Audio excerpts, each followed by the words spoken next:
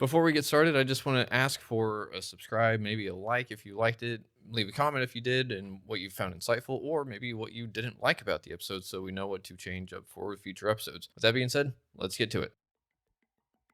I mean, it's not even a conscious choice of I'm not going to have my boundaries anymore, but you think, Mhm, I love this thing so much. Why wouldn't I want to spend all my time there? Again, mhm, breaking through, I think, some of the myths when it comes to self care and what is real self care. Because I believe when you mm. think differently, you feel differently. That mind body connection, you can't isolate them where I'm only going to think differently. Your body's still going to hold on to those feelings.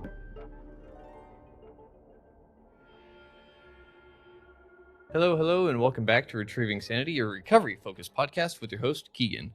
Today, we're talking to someone who spent nearly 3 decades helping people navigate the absolute chaos of life, only to find herself hit by the same wall of burnout she was teaching others to avoid.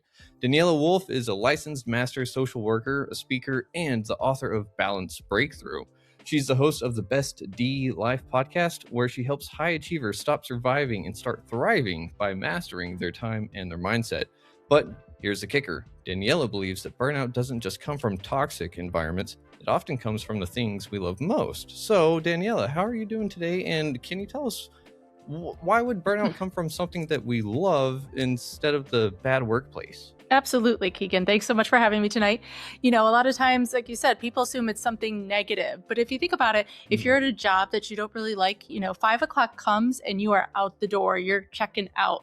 But when it comes to the things we're passionate about, those are the things we Mm. toss our boundaries out the window for. And science has shown, they've done studies, that those are the things that can actually set us up for burnout more, not only because we're tossing our boundaries out the window, but because we ride those highs and lows so much more intensely because we're all in. Those are our passions. A lot of times it can be isolating because, Mm. again, we're going through it, we feel like on our own. And so just all of those reasons is why our passions can set us up. And it could be a job, our business, it could be kids, it could be a relationship. You think of those things where Mhm. maybe, you just want to spend all your time there, not realizing you're neglecting so many other important areas in your life. Mm. Okay, yeah, that does make a lot of sense. Yeah, because I mean, whenever I'm really, I don't know, let's say video games, for example, if I'm really into a video game, I can stay up way past a decent bedtime. But I mean, that's a really small example for crossing a boundary for something I'm passionate about. But why do you think that people decide to like eliminate boundaries whenever they're working on something that they really love? I mean, it's not even a conscious choice of I'm not going to have my boundaries anymore, but you think, Hmm. I love this thing so much. Why wouldn't I want to spend all my time there? I can remember, talking to a new mom friend and she was like, oh my gosh, you're my first adult contact in 2 days because she was like so all in on her kids. You think sometimes when you're in a new relationship, you might not see your friends as much. You might, eliminate some of the other things you did independently to be with that Mm. person. Or like I said, if you have a business, I can spend hours on my business because I love it and it's so much fun. But, Hmm. just like you can have too much of any good thing, whether that's you can have too much ice cream, you can overwork out, you can do too much. You need that balance and Hmm. moderation in order for it to stay healthy. Okay, so how does someone find a balance with something that they're loving? Because usually the things that we do that we really enjoy tend to give us back a little bit of energy on the back end, right? So Mhm. how do we find a balance that doesn't really wear us away too fast? It's about kind of spreading it out in more than one area.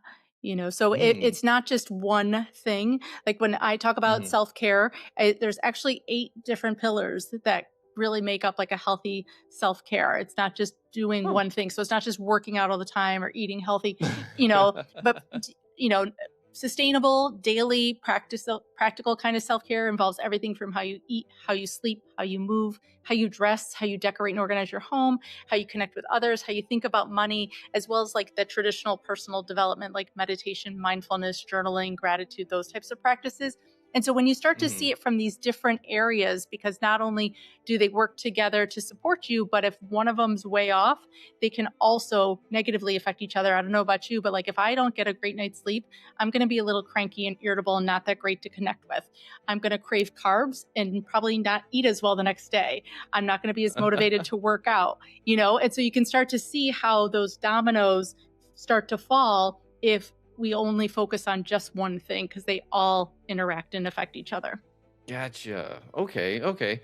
I wasn't aware that there was 8 pillars, but real quick, can we do a little bit of like a time machine thing and just get a little bit of your backstory because you hit burnout yourself while you were helping people through it. Did you feel kind of betrayed by yourself or something there? So I wasn't actually as focused on burnout when I hit my own burnout. That was about 20 years Okay. ago. So yes, I had been practicing social work for about 10 or so years at that point, and Mhm. I was going through a divorce. My kids were super young; they were 4 and 6 months old, and I was trying to do it all, be it all. I'm a high achiever. I always want to, prove that I'm capable. I wasn't great at asking for help at that point, and Mm. unfortunately, while it looked great on the outside, like I was managing and doing all these things, I was also irritable. I was snapping at my kids maybe more than I wanted to, not showing up as who I knew I wanted to have them remember as they got older who I could be. And I did, have this major meltdown moment where I hit my own kind of burnout and realized this was not how I was going to live my life anymore. And so I started practicing what I helped other people with, from a social work standpoint. I started like a small daily gratitude practices, 3 to 5 Mhm. things every day. Our grocery store had free childcare at the time. So I started letting them go Whoa. there and had to work through some guilt and some limiting beliefs when I would run into people and they'd be like, oh, where are the kids? And realizing I didn't Mm. need to over explain where they were, or that, Mhm. you know, they weren't judging me the way I felt they were maybe judging, like again, that those negative Nancy's in my head telling me all these bad things. As well as I joined a Yeah. gym that had free childcare. And, I realized not only was I showing up different and better, but my kids were too. So many times we're Huh. so afraid to take this because we think we're taking away from the people around us, but we actually end up giving so much more back to them through ourselves and for them. And people, Mm. were coming to ask me what I was doing, or how I was managing this, as well as sharing with me moments that they took for themselves because of something I said or did. And I realized I think we're all looking for that validation and permission that it's okay to take time Mm. for ourselves. And so that's kind of what started me then on the journey to really focus on burnout and kind of, I did a lot of the hard part of figuring out what works, what doesn't work, what's sustainable, again, Mhm. breaking through, I think, some of the myths when it comes to self care and what is real self care. Looking at my time planning, looking at my mindset. And that's how I then developed what I use now. It's called the Exhausted to Empowered formula to really help Ooh. people break through, that burnout and find that balance in their life. Ooh, okay. So, from your experience, what did your meltdown or burnout kind of look like? Mhm. Because it's a little different for everyone, right? Absolutely. And a lot of times too, it's hard to see from the outside because it's not always this major breakdown. It can look like high achieving. It can look like constantly Hmm. hitting goals and things like that. But if it's done in a way that's not sustainable, that, might look good on the outside but not feel good on the inside, that's where I think Mm-hmm. we can really start to hit burnout. And it's a gradual kind of process. It's not like you wake up all of a sudden and you're there. But so many times we don't see it. It can, show up as like cynicism. It can show up as lack of Mm. motivation. It can show up physically where your body decides this isn't working anymore. There's so many different ways, but sometimes when rather than focusing on kind of what the bad part looks like, if you focus on the solution and see how Mm-hmm. many of those pieces you have integrated, it's easier to kind of tell, like, oh, where are the gaps and what do I need to fill in, versus waiting Mm-hmm. till we're in that place. Like, you don't want to wait till you have a heart attack to start taking care of yourself. We're not going to wait till we get to that burnout place. Gotcha, gotcha. Okay, so how do you help someone decide what balance actually looks like? Because, like you were just saying, hitting those high goals, like achieving those goals is awesome. I think that's what this whole society is based on, right? Hmm. So, I guess we have to change our relationship to what we think success is. A little bit, as well as, when I talk about balance, a lot of times people assume, oh, you can't say balance because you can't have everything equal. And I agree 100%. Balance is about having, Hmm. not having everything 50-50. It's about, Hmm. how the way I define it, it's how you adapt, pivot, have resilience and boundaries. And that's where your balance Mm. comes from, because it's not about Okay. everything feeling like it's 100% equal. It's about being able to manage everything in a way that feels good to you. So, life Mm, happens. We never have total control over everything. But if you look at, when things do happen, are you able to adapt and still roll through your day? Or does that become the bad thing that you unpack and stay in all day? mm, Are you able to see options, that pivoting point of it? Because there's more than one way to achieve the things we want to achieve on a daily basis. Resilience. I love to talk about mental fitness the same way we talk about our mhm. physical fitness, because that's where that Okay. resilience comes from. Just like we train, we might exercise, do movement so that we don't fall and break, so that we can handle, like, I live in the Northeast. And so, like, there's ice outside. So I can handle that, Mhm. in a way that feels comfortable. Our mental Yeah. fitness needs to be strengthened and trained the same way we do our physical fitness. You wouldn't go to the gym for an Hmm. hour and think you're ready to run a marathon. You need to put in the reps. And so, Mhm. putting in the reps, build your mental fitness so that when life happens again, you can handle it, you can bounce back, you can keep going forward. And then boundaries are like my favorite B word, because I think they get a bad rap. They're seen as like a negative, a no, a wall, when boundaries are actually so freeing. They give Yeah. you and everybody around you the permission to know when you're available. It's kind of like if you wanted to go to your favorite coffee shop and every time you showed up, the door was locked because they didn't have their hours posted outside. Their Mm, hours are their boundary. And as long as you yeah. communicate it and share and post it, you're not going to be upset if you go on a Sunday or on a Monday if you know they're closed on Monday, just like you can then plan accordingly. So when you have boundaries, Mm, it's not just about what you say no to, but it's about what you're saying yes to. In the mm. morning, I have time carved out every single day for some movement and meditation.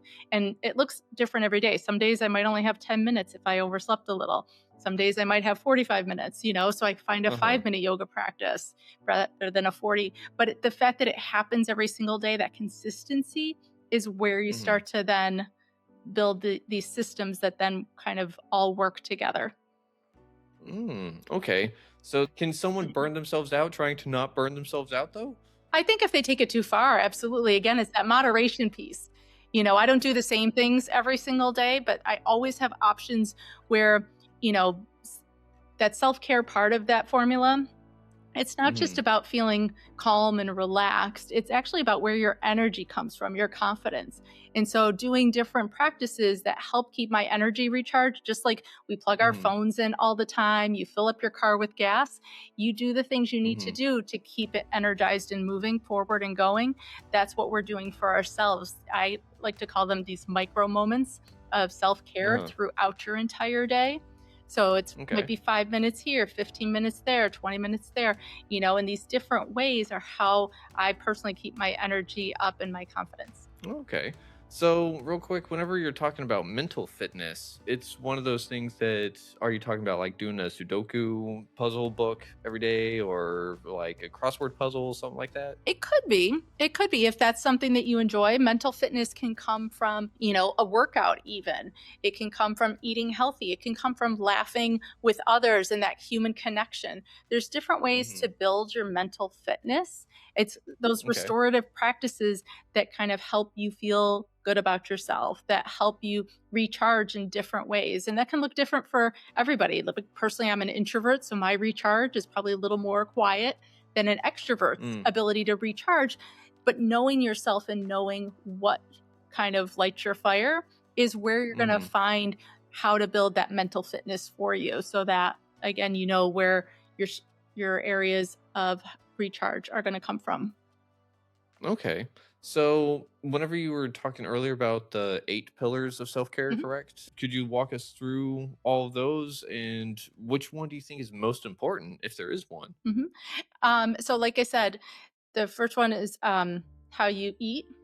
Mhm. Obviously, what goes in your body is going to have a lot of different effects on it. If I eat, high sugar, high fructose corn syrup, a lot of junk food, so to speak, Uh. it's going to make me emotionally feel very different. My energy levels are Mm. going to spike and crash in different ways than if I chose to eat in a healthy way.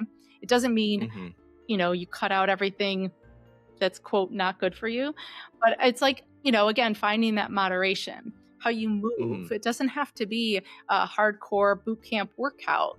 Movement, Mhm. is essential for our bodies in order to keep functioning on a day-to-day basis. So it can be Mhm. anything from, like I said, there's some days I just fit in a 5-minute yoga routine, taking an extra lap around my building before I go sit at my desk after using the restroom, parking in the far parking spot. There's so many different ways to add movement in. Um, Mhm. so eat, sleep. Unfortunately, sleep gets Mhm. underrated and tossed out the window so quickly as far as how beneficial it is to literally physically rebuilding our systems overnight. The phrase, I'll Mhm. sleep when I'm dead, unfortunately, the less you sleep, the quicker you're probably going to get there. Yeah. Um, how you connect with others is so important. I know I especially saw Mhm. this with a lot of the clients I work with during the pandemic, because we don't realize that connecting with others, while it's great to physically talk to someone, have a conversation, even the energy from being around other people can still have an effect on us. Whether you're in a Mhm. tense situation, you're going to absorb that tension versus, you're around other people laughing. It's still going to brighten your mood in different ways. So that connection with Mhm. others, they say, even, you go to a movie theater, whether it's a comedy or it's a drama or a scary movie, having that shared experience with people, you leave more connected with them. Hmm. Eat, sleep, Interesting. move, dress. People don't realize, Mhm. the way you dress says a lot before you even open your mouth. And a lot of times, wearing clothes that are physically comfortable, if you're tight, if something's too tight or you don't feel like Mhm. confident in it, you're going to show up differently than if you wear a great color that, highlight your eyes or things like that. It's going to, Mhm. again, create that confidence and that energy is contagious. You're kind of like the weatherman when you walk in the room. If you're all hot and stormy, you're that stormy feeling and tension is going to gravitate towards other people, as opposed to if you're showing up outgoing, confident, smiling, again, Mhm. that's contagious. So just knowing your body, knowing what feels good on you, knowing what you like to wear is going to help you feel kind of more relaxed and calm throughout your day. How Mhm. you decorate and organize your home. So that even though they're a little bit two different pieces, they do work together. The Mhm. decorating part, we start and end our day at our houses. These are our sanctuary, our safe place, the place we Mhm. get to kind of completely be vulnerable and be ourselves. And so you want to kind of have the things around you that bring you joy, certain colors, certain scents, certain sounds, different textures, things like that. A super soft blanket, Mhm. a candle that you enjoy the smell of, different things like that help create, Mhm. again, that self care just when you walk in the door, as well as Yeah. that organization part. Knowing where your keys are so you're not spending 20 minutes in the morning trying to find them is, again, gonna affect your mood, gonna affect the energy that you're bringing throughout your day. Yeah. So Yeah. it's simple little shifts like that. Um, Okay. I'm trying to think of the ones I missed. Sleep, dress, decorate, organize your home, connect with others. Think about money. Money, Mm. again, it's an energy, and a lot of Mhm. times, I could spend $500 paying a bill or $500 planning a trip, but the way I think Mm. about that expense changes the energy that I give it, from a negative to a positive and that type of thing. And so looking at your money, if you're afraid to even check your bank account, the power that money has over you, again, is always going to then be there. And like I said, they all Mhm. kind of snowball and affect each other, because if you're stressed about money, when we're stressed, again, sometimes we don't eat well, sometimes we snap and act in a different way. So having at least a relationship with money, being Mhm. comfortable with whatever your money situation is and not avoiding Mhm. it and hiding from it, are, again, part of how you take care of yourself and affect how you feel Mm. on a day-to-day basis. And then the last one was those traditional personal development areas: mindfulness, Mhm. gratitude, journaling, those types of practices. I love mindfulness, especially because they're so quick and easy. You can do them in as small as 30 seconds. I love to share a 1 minute self care practice where you just set a reminder to go off on your phone and then set a timer for 1 minute. And during that 1 minute, Mhm. you don't do anything other than just focus on your breath. Maybe some shoulder shrugs, maybe have some water, but you're not scrolling, you're not sending an email, you're not throwing in a load of laundry.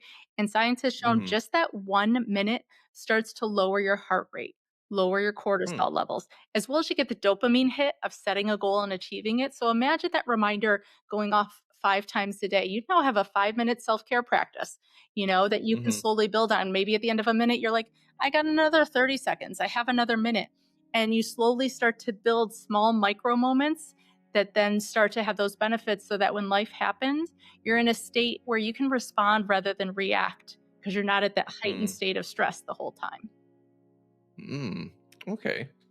Ooh, yeah. All of those, I think, hit a little bit different every time you were talking about it because it's just one of those things. Like you said, they snowball, and yeah, I may be feeling good in one area, but the other area might not be feeling as grand, and that may make me snap at someone that asks a simple question, and it's like normally I wouldn't do that kind of thing, but I just my shoulder really hurts today, and I didn't sleep well last night, and blah. So yeah, that really makes sense.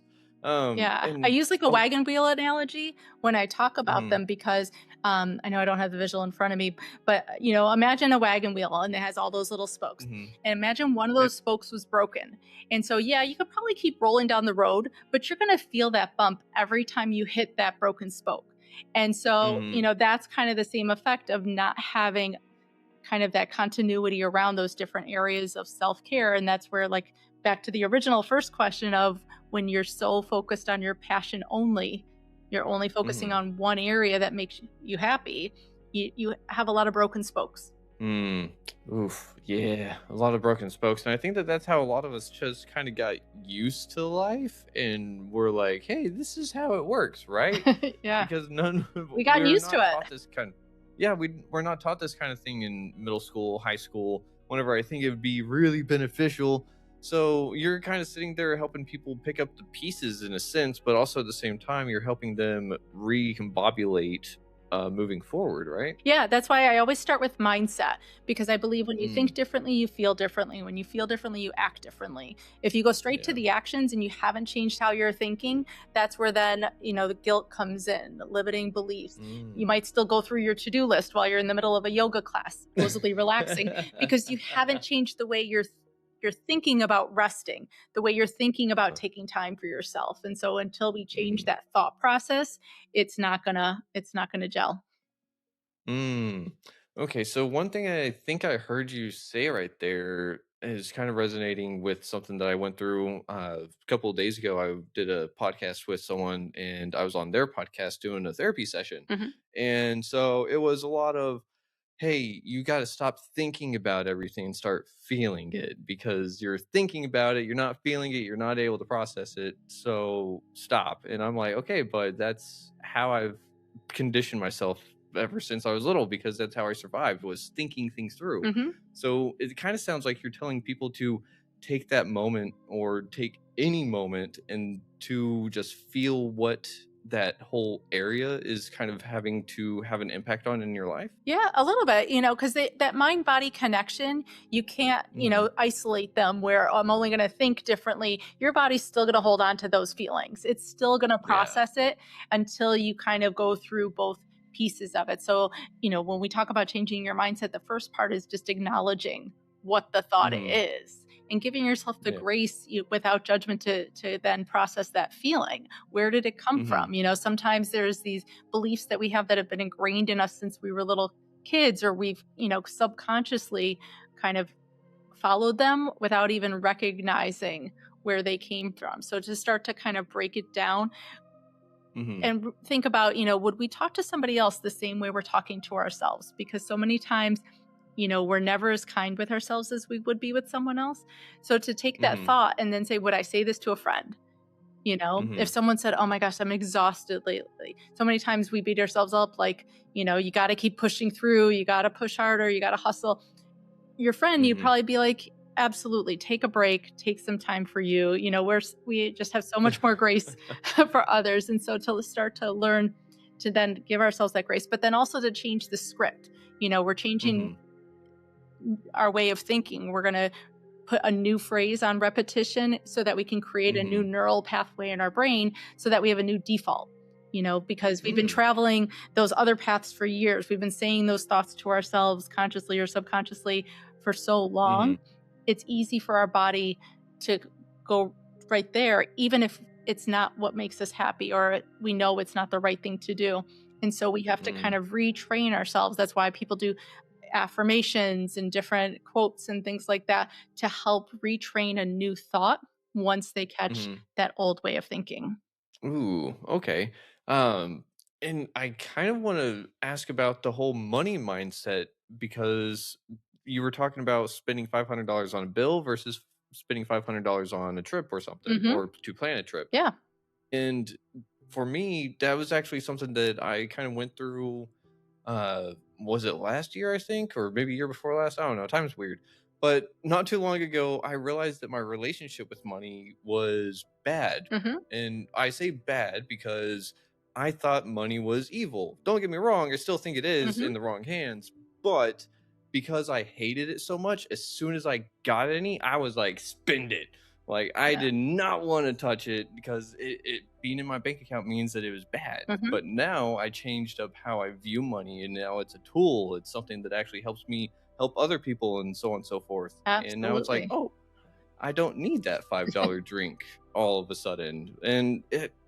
So how do you think that you can help people kind of rethink how they interact with the world, because money is kind of that transaction tool, right? Like that's how Hmm. we get things that we want. We do services, we get services from others to help us in our day-to-day kind of stuff, and maybe that helps us avoid burnout. So how would you tell someone to not spend all their money on that kind of thing? I mean, it's not necessarily, again, about not doing certain things. If that's what makes you happy, if it doesn't financially bankrupt you and, hurt your life in any way. Um, Uh-huh. but it's about, again, recognizing, like you just said, that relationship you have with money, the thoughts you have about money, and Hmm. changing that in a way that's going to serve you in a better way. There's this great book called Happy Money by Ken Honda that talks Hmm. about how to do that, when it comes to money, Oh. because it is just transactional, but I think we give it so Hmm. much power, we give it so much emotion, and that's what we're Ooh. responding to. It's not the money itself. Hmm. Money's just it's a Huh. piece of paper that somebody printed, Yeah. or it's a thing on So the internet if you're into Bitcoin. I don't even know that stuff. yeah. I don't know it either, Mhm. but, you said it's the emotional aspect that we're kind of responding to, and it feels like that may be this case with the other 8 pillars as well, Mhm. you know? Yeah, and that's where that mindset part is so powerful. If you see rest as Mm. lazy, if you see rest as Mhm. not productive, just because outwardly you can't measure that productivity versus internally, if your heart rate's slowing down, it's repairing, it's doing all sorts of things. But we don't always think of rest in that way. We just think of it like, oh, it doesn't look like she's got much going on, those kind Mhm. of things. Um, so to rethink how we look at food, say per se, people talk about Mhm. emotional eating, comfort food. Again, there's that emotional Mhm. piece and how Yeah. we attach it to these activities in a way that doesn't always serve us. Yeah. So, you're not saying to have someone kind of get a lobotomy and like just erase all emotions with things and to start over. You're just saying to evaluate what's already there and see what someone would like to refine or improve themselves, correct? Like I said, would you say it to a friend? Would you say it to one of your Hmm. kids? Would you want would you find it kind, or would you find it mean and hurtful? Yeah. Oof. Yeah, and I think that that's one of the things too that we kind of come across sometimes is, like you said, we don't offer ourselves that kind of grace to take breaks, to talk to ourselves kindly, to even see a future where we're doing well. Mhm. And maybe that's one thing that keeps people in some burnout is they can't see a future, and so all they see is the here and now, right? Right, and unfortunately, their here and now is something they feel like they need to escape from. They have to Mm. take a vacation, they have to retire, they have to quit, versus creating a life that they enjoy every single day in some way. I mean, obviously, life is life, and it's not always going to be perfect, but Yeah. to have control over the things you do have control over, and that's that middle piece. I know we haven't talked too much about yet, Hmm. which is time planning, and I call it time planning and not Ooh. time management, because management to me makes me feel like I need to have control over it, which you can't. But Hmm. I can plan. I can have some foresight as far as knowing what my priorities are each day. And that's a Hmm. big part of it, because I think when we just put everything on one big list and everything has the same level of importance and urgency, all of a sudden nothing is really important and urgent. It's like that line from The Incredibles, if everybody's a Yeah. super, then nobody's super. And so, to have some real priorities of what's important and urgent, what's important but not Mhm, urgent, what's urgent but not important. And those are the kind of things that you mhm. can delegate and give to somebody else, as well as what's Yeah. completely unimportant and unurgent. Social media is a big one on that list sometimes. And so recognizing, what are the top 2 to 3 things each day that have to happen?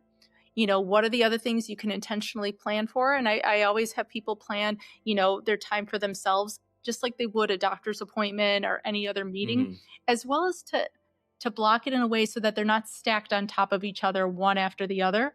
I like to leave what mm, I call a buffer space in between the mhm, different tasks on my calendar because, one, it allows life to happen. So if I spill my coffee walking out the door and I got to change, I'm not going to be running late and creating stress because I stacked my day too tight. As well as, mhm. if nothing goes wrong, now I have that free time for those micro moments of self care to just start seamlessly flowing in throughout my day. Okay. So time planning instead of time management, Mhm. and there's kind of working on the relationship with the thing in itself. So whenever you're working with time planning, though, what's one of the things that a lot of people have a hard time letting go of? I think putting themselves on there as a priority is one of the hardest things. We're taught that that's Oh. selfish, but again, there's so much science behind all of the science has shown, when you take that time for yourself, your productivity increases, your creativity increases, again, your Mhm, energy level increases, you are more positive around others, and it actually helps the group as a whole if you're, say, at work mhm, trying to work than if you just kept pushing harder. There's like different time efficiency strategies like the Pomodoro method. I was thinking of things like that, mhm. that are Yeah, based on the fact that breaks actually make you better. yeah. Even look at pro athletes. They don't train 7 Mhm, days a week. They always have a rest day, at least one if not more, mhm, and that's part of their success plan. That's not a day off. That's actually mhm. intentional and built in to help make them Mhm. stronger. Yep, it's called a rest day on their calendar, if I'm not mistaken. Mhm. So they actually rest. And the Pomodoro, Mhm. right? Yep, like the tomato. Uh, yep. It's something that's really great because, like, I know I had it somewhere. I forget where I came across it the first time. I think it was the focus session on Windows, Mhm. and I was like, "Oh, that's kind of cool." And then I ignored it for a couple years. I was like, "Yeah, whatever." And just recently, I've actually started doing that myself. So whenever I'm like working from home or something, I'll set a little 25-minute timer with a 5-minute break and like work, and then break hits. I'll check everything else that needs to get checked, and then go and rest for a little bit, and so on and so forth. But it does seem to open up more bandwidth. Mhm. It does seem to kind of help get everything, I wouldn't say regulated, but kind of more balanced out. Yeah, because our brain can only handle focus for so long, and then we actually Yeah. become less efficient, less focused, all those kind of things. And so when we do it intentionally, we're letting go of any of the guilt, any of the expectations, because then we have put the focus on this is a good thing to be doing. Huh. Okay, I like that. One other thing that I have to ask real quick, because you said creativity, Mhm, I was watching something lately that was talking about getting into the flow state. mhm. Flow is a big thing for the creative type people. And they were talking about how focus is one of those things too. I think they said like 110 minutes is kind of the top for our focus before we start going Yes. downhill. Do you ever find yourself or helping people accidentally fall into flow? It's not even accidental. If anything, when we're setting up those time blocks, we're very intentional about looking for when their flow state typically is. Most people usually Mm, have a time of day that is going to be best for them to get into that state. Some people are night owls. Some people are, mhm, 5 a.m., 6 a.m. morning people. I know for me, my mhm. flow state is absolutely not 2 o'clock in the afternoon. That's for whatever reason when I need a nap. I don't know if it's after lunch, something like that. So I know Uh, not to put something that's going to require some mental bandwidth on my part in the afternoon. I'm mhm, going to try and intentionally plan that for in the morning. So knowing again when you're at your best when it comes to focus and mhm. working is when you're going to plan those things that you need to be more creative or get into that flow space for. Ooh, okay. Real quick, where can people find you if they're looking to get your help with burnout and everything that comes with it? Absolutely. My website is bestdlife.com, and there you'll get access to blog posts, my podcast. I have some awesome free resources on there. One of them is to help you find a way to not only carve out 10 minutes for yourself, but to have a plan of what to do. There's over 20 ideas of how to spend that 10 minutes so that you're Mm-hmm. building some of these new habits. So that's for free on my website. You can grab access to my book. You can email me and ask me questions, as well as follow me on social media. I share so many amazing tips all the time because I think everybody should be living this kind of life. I think it's just, you know, something we Yeah. all need to be striving for every day. Mm-hmm. And whenever you say carve out 10 minutes, for some reason that makes me think of like carving a pumpkin. Hmm. And it's also weird because it's not necessarily a passive act. Carving is actually kind of aggressive because you're using a tool to help you to like get into something that is otherwise impenetrable, otherwise not fun to work with. Hmm. So you're really talking about like sitting there and helping people say, here's what my schedule looks like now. I'm going to make time for me because I deserve it, right? Yeah, absolutely. You and everybody else around you deserves you to take 10 Hmm. minutes for yourself. And a lot of these activities, too, again, like I said, they don't have to be done alone or in isolation. I think we take the word self and self care too literally. You can do it with Hmm. others. You can do it with your kids. You can do it with a group of friends, your partner, those types of things. It's about Hmm. doing the things. Again, that light you up, that make you happy, going back to even hobbies, could be activities, just finding different Hmm. ways to find whether it's laughter, movement, all those kind of things, and to see just again what the different options are. I think when we see more than one option and a way to achieve it, that makes it more sustainable. Because I think if we're Hmm. too rigid, like, oh, if working out has to mean I have to drive to the gym and go to a certain class and all those kind of things, it might be harder to fit in than, oh, I'm going to do a Hmm. 10-minute walk during my lunch hour. I'm going to do, this walk during the day. I'm going to do 5 minutes. You can still find the same amount of time, but if you break it into ways that maybe work better for whatever season of life you're in, that's what's going to make it Hmm. sort more consistent and sustainable. Okay. And real quick on the physical aspect of things for people, do you suggest people finding things to help with their ergonomics per se, finding things that help them with their body, because that's one of the things whenever we're talking about movement, Hmm. some people may have a bad joint, some people may have something that really does actually physically limit them. So, how do you help them find workarounds on that end? I mean, unless you're, physically disabled in a very serious way, I'll be honest, that's probably not my specialty, but a physical Fair therapist could enough. probably help. But I think, like I Yeah. said, movement doesn't have to be a workout. It could be Mm. walking to the mailbox and back. Movement is Okay. about that state of moving so that we're not just Mhm. completely sedentary on our couch watching TV on our phones. So many times I heard once, sitting's the new smoking. And so Yeah. I have a standing desk right now. So many people have standing desks Yay. because we're sitting for like 8 hours a day, and that's just not good for our Mm. circulation, our joints, the pressure, our heart, No. all those kind of things.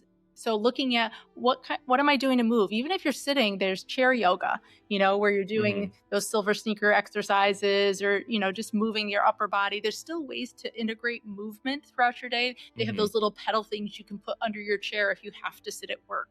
They have Mhm. those walking pads now you can put at your desk. Like there's different ways to add movement that doesn't have to be a Uh, workout. Again, like I said, it could just be Tai Chi is a very gentle workout. Like I said, it could be mhm. some arm things. So it can look different depending on what you've got going on at that point in time.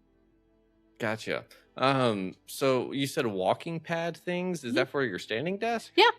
Yeah. Or Huh. it's like not quite a treadmill. They're like a little like smaller, easier version. They fold up, things like that. Do you have one? Yeah, because I actually just recently got a wobble board. Ooh, very cool. So yeah, so So that's movement. yeah, don't want to sit there with my shoes on it, but I also don't want to be wobbling the whole time either. Mhm. But I think that just kind of helps me in my hyperactivity kind of calm down so I can focus a little bit. Hmm.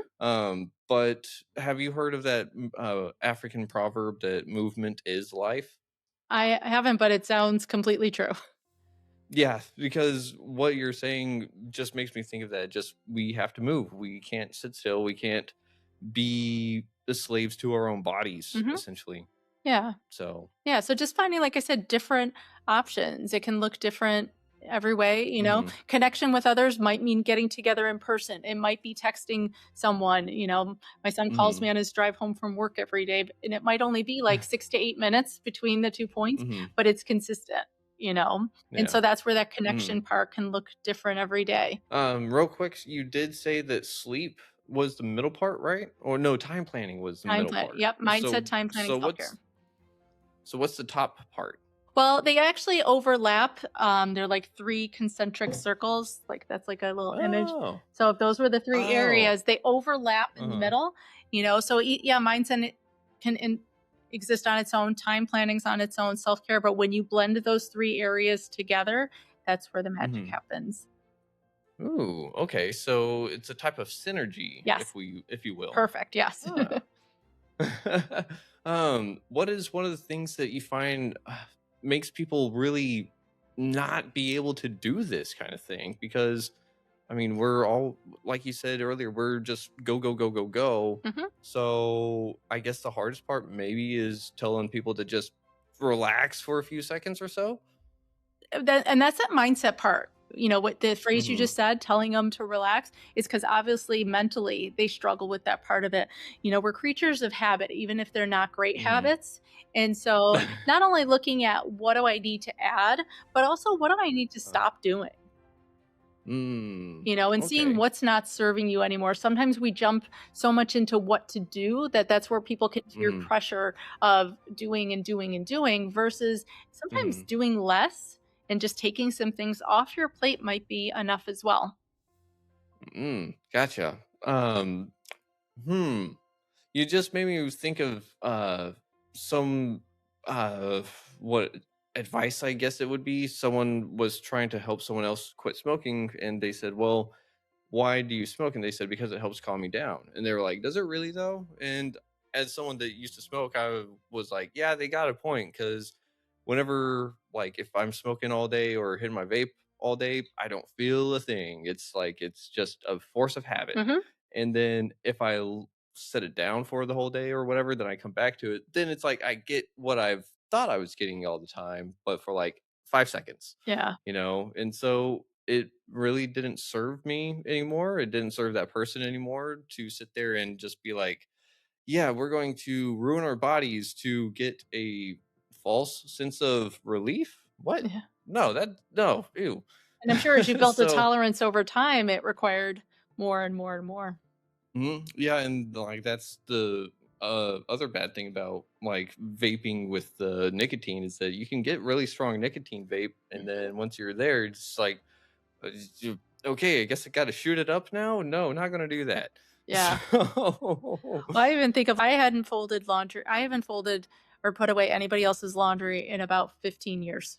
wow, You know, and that was one of the huh? things I took off my plate. Like, you know what? I'm like, why do I need to do everybody else's laundry? So I started taking Mhm, that off my plate. Everybody got a basket with their own clothes. Like I did the laundry, but I stopped putting yeah. their laundry away as well as I don't fold my laundry before I hang it up. I just eliminate a middle step. So sometimes it might sound Uh-huh. silly, you know, and I know we're kind of laughing a little, but it's like that small little thing of taking that off my plate saved me Mhm. hours every week.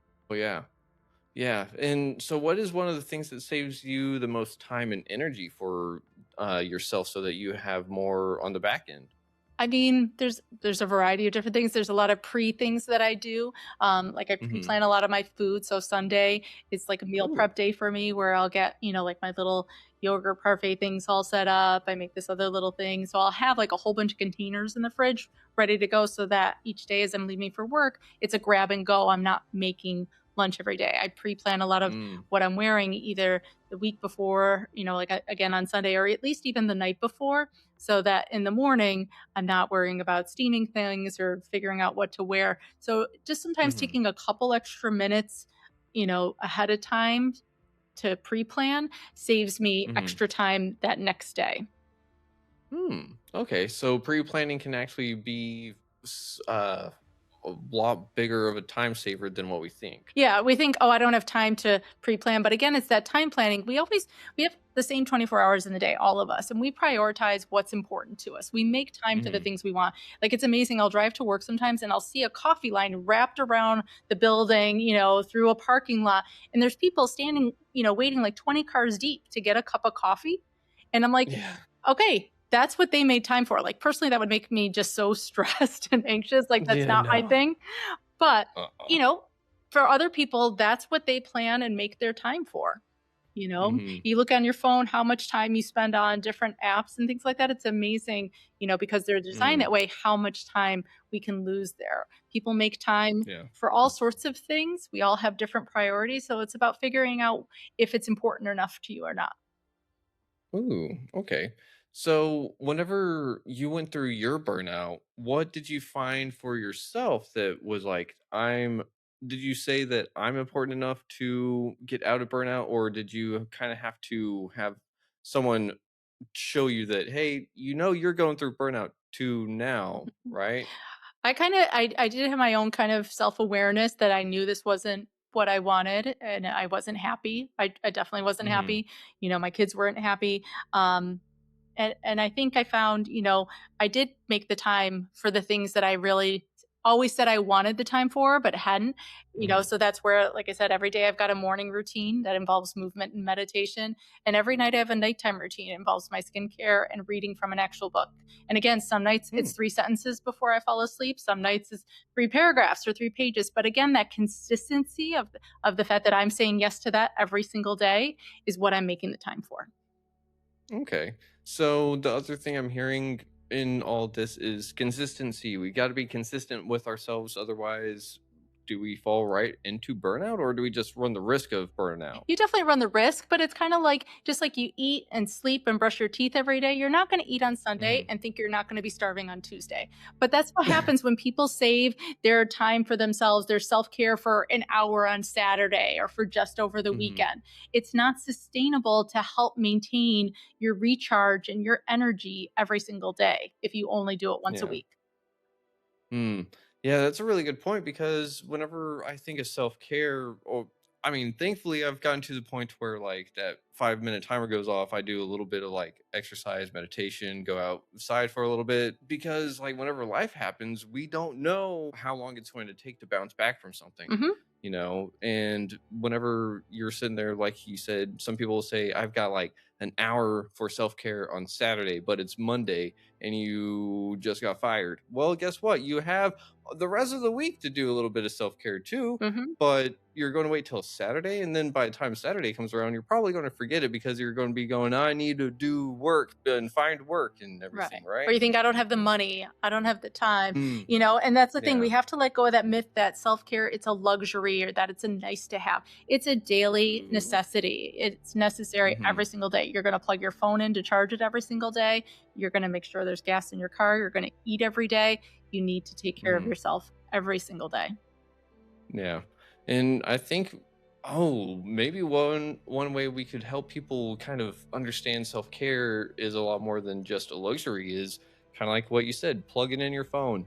That's self-care because guess what? Without your phone, you're not connected to the world Yeah. nowadays. Which actually sometimes is probably a good thing, but yes. Yeah. Yeah, no joke. What do they say? With Everything works technology. better when you shut it off and start it again, Hmm. you know? And that's why sleep works so well for us, right? Mhm. Yeah. I mean, my kids, they always bragged on me because they'd be like, Mom, we're the only ones that don't have our phones upstairs, when they were younger. They're in their 20s now. But when they were younger, Hmm. I made them plug in their phones downstairs. My phone is downstairs. Hmm. They're like, we're the only ones that don't have them upstairs. I'm like, I don't care. You need a break from it. You need some space. Hmm. I don't think Yeah. we take enough time for those types of things. No, I remember growing up outside all the time, and then by the time I did have a cell phone and people try to call me, I got mad at it, and so I was like, "You're not going to call me while I'm hanging out with friends." Hmm. But that is one of the things is that we're able to kind of go through life, and we may not realize that we're in burnout, getting close to burnout, or maybe we went through burnout and got out of burnout and didn't even realize it. Hmm. But at the same time we're still trying to take care of ourselves, but we're trying to take care of those around us. And we can't do that forever, right? So we have to ask for help at some point, right? Yeah, absolutely. And to even think of, like I said, I struggled a lot of times to ask for help because I felt like it was putting someone out or being a burden. But I know Hmm. personally, like, I love being able to help the people I care about. I love being able to volunteer Yeah. and help others. And, to see it as that gift that you're giving someone else the opportunity to get that same feeling that you get when you get to help someone, it's a good thing. People Hmm. don't say yes unless they want to. Yeah. Oof. Oh, that's a really good thing to keep in mind for someone like myself because I have the same thing. Like, hey, I need help with stuff, and everything inside of me goes, "Nah, you don't need help. You just need to work harder. Leave them alone." Hmm. You know. So, But what would you say to your friend if uh, you knew they were struggling with something and didn't ask you for help? I'd call. Well, I'm not going to call them stupid, but I'd be No. like, "Really? Like, you're not going to let me help you out there? And I want to help you. Like, come on." And that's what you need to So. tell yourself. Like, really? You're not going to let them help you out? Hmm. And I don't know where it comes to, and a lot of it does come to my childhood, because I had to like kind of raise myself to be pretty independent, and so it just followed me into adulthood, and it's like, cool, well, it's worked so far, right? But it hasn't worked out well. Like I'm alive, but that was a bumpy ass ride, Yeah. and it didn't have to be that At bumpy. what cost? They say, So like, independence is a good thing, but they say hyper independence is a trauma response. And I've had to yeah. unpack that myself. Don't worry. It's Yeah, and it's one of those like, but it's a trauma response. But I'm here. I'm okay. Like I feel fine. yeah. You say it with that high um. pitched Ross voice. I'm fine. Yeah. I'm fine. Do you think that we could possibly see you on in the future to see if you come out with another book, or did we miss anything that you wanted to talk about? Um, I don't think so. I think we hit so many things, which was awesome. You know, Yeah. Definitely, I would love to come back, especially if I have another book come out. This book, I love the fact that, it's everything you get working with me one on one. I put in this book because I didn't want to gatekeep it Hmm. from people who maybe don't do coaching or, their Hmm. companies don't bring in speakers, things like that. And so it's not like a sit and read in a weekend kind of book. It's a guided step by step playbook to help you through all these different parts. Okay, I love that. It's something to help everyone go through and figure out what works for them Hmm. on their time so that they Absolutely. can sit there and There, get better on their own. There's a ton of like self assessments in there, like self reflection types of activities. There's a digital workbook that goes with it if you want to do that part of it. So it talks about everything from burnout to work life balance to mental fitness, as well as the whole exhausted to empowered formula. Ooh, okay. That's awesome. And they can find that on your website over at bestdlife.com, Yep. right? Yep. As well as Amazon, Awesome. barnesandnoble.com, any place you get books. Daniela, the name of this podcast is Retrieving Sanity, and we explore how all facets of living life impact mental health. Mhm. Looking at the incredible motley adventures of your life, what does retrieving sanity personally mean to you today? And what's one practice or perspective you believe is crucial for anyone on that journey? Yeah, for me, retrieving sanity meant kind of giving up some people pleasing and really Mm, taking that time to focus on myself, doing things, even if I'm the only one who wanted to do them, and just, taking the class by myself, going to that, workshop by myself, and just really leaning into taking care of me, focusing on what I like to do, not in a way mm, that, hurt anybody else or took from anybody else, but in a way that I didn't feel like I was giving up on me. And so mm. I forgot what the second part of your question was. What's one Oh, practice or perspective you yeah. believe is crucial for anyone trying to do the same? Yeah. And definitely the perspective of the fact that self care is not selfish. It gives back to everybody around you and more. And just to kind of embrace that. I love that. And I really do think that that's something everyone should try to embody because I think that we would make the world a totally different place if people actually cared about themselves and made themselves a priority sometimes, Hmm. but Absolutely. not in the narcissistic way. No, no, that's too far. Everything in moderation and balance, right? Is there any last words that you have for the audience tonight? I know I mentioned it earlier, but I'll say it again. Give yourself grace. Progress over perfection. This is our first time through life. I would tell Mhm. my kids that this was my first time being a mom. This is my first time doing all these things as well. My first time figuring it all out, and to give ourselves that same Mhm. grace and kindness that we give to everybody else. I love that. Well, Daniela, thank you for being on Retrieving Sanity. It has been an absolute honor and a pleasure, and I'm looking forward to our next conversation. And I just got to say thank you for helping so many people out with their burnout and getting out of it and restructuring their life so that they can just actually have some self care without saying, "Oh, I can't afford self care today." you It's know? free. But thank you so much, Keegan. I had a great time chatting as well. Awesome. Thank you. And everyone out there, thank you for listening to Retrieving Sanity on WDJY 99.1 FM. And as always, don't forget to love yourself, love others if you can, but you got to love yourself first. And if you're in a mental health crisis, dial 988. And if you're in the LGBTQIA plus community, dial the Trevor Project up in Canada and they'll be able to help you out as well. With that, we'll see y'all next week. Stan. Bye.